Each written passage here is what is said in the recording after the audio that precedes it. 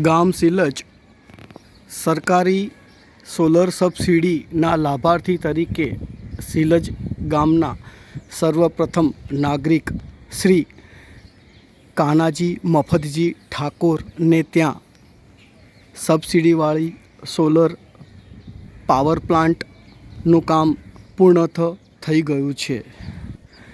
Adani 540 volt મોનોપર્ક bifacial સરકારી માપદંડ સાથે આ કામ પૂર્ણ કરવામાં આવેલ છે.